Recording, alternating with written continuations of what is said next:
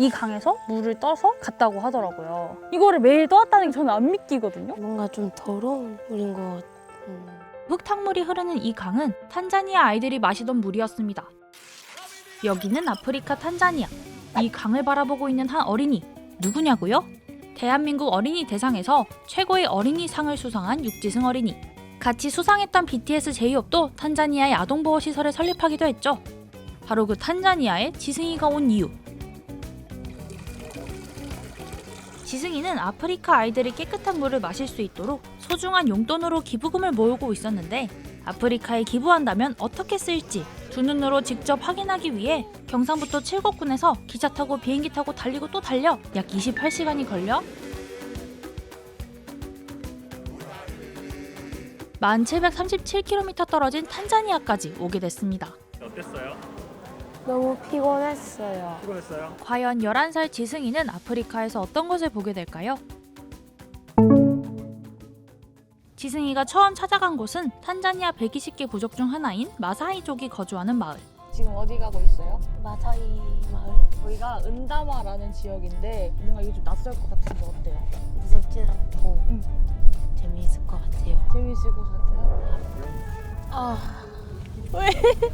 저 막대기 같은 거. 왜 이렇게 무섭게 생겼어? 지금 거의 마사이 마을 다가오고 있는데 괜찮아요? 네. 좋아. 근데 한숨이 좀 깊은데요? 네. 오! 지승이도 마사이족 친구들도 아직은 서로가 어색한 눈치인데요. 미미 나이트 오브 살라.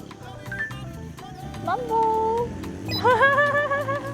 그런 지승이에게 다가온 동갑내기 친구 도르카스.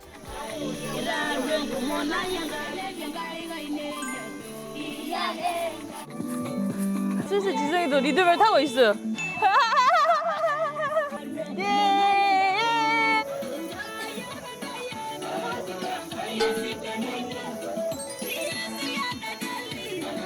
어머머머! 이게 뭐예요? 마사의 전통 구조곳인데 그 지승이 왔다고 선물 주고 싶어가지고 산테. 아산테 친구들이 어떤 공부를 하는지 궁금했던 지승이. 친구와 함께 수업을 들어보기로 합니다.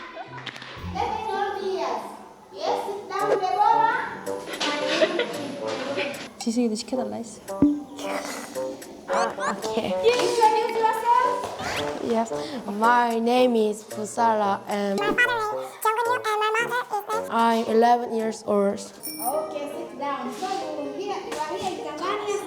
땡큐. 너무 잘한다. 제법 가까워진 도르카스가 지승이에게 보여줄 곳이 있다며 학교 근처로 데려갔습니다.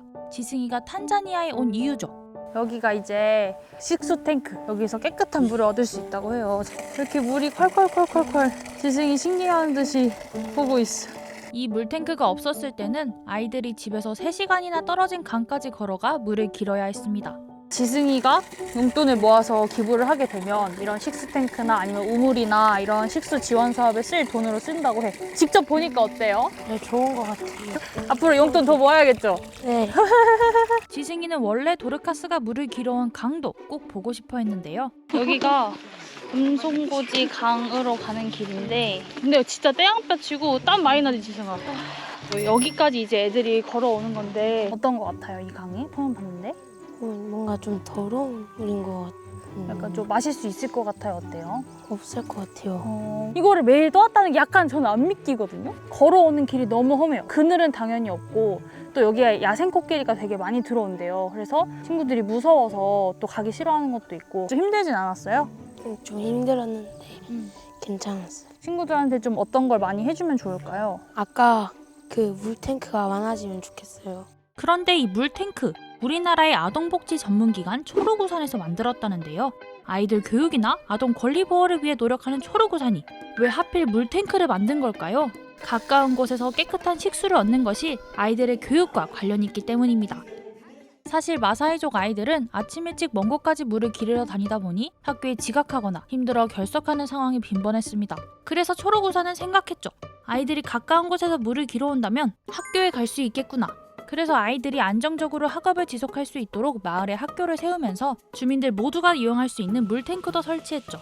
Nisikia wanasema mama sana kuja kujenga shule. Nilimwambia baba, na mimi nataka niende shule kwa sababu shule inajengwa. Baba akasema hivi, uendi. Na mama akasema utaenda. Mpaka baba akasema hivi, utaenda kwa sababu na sisi hatujui kusoma. 학교가 생겼으니 선생님도 필요하겠죠? 그래서 초록우산은 선생님들이 이곳에서 오랫동안 아이들을 가르칠 수 있도록 교사 숙소를 지었습니다.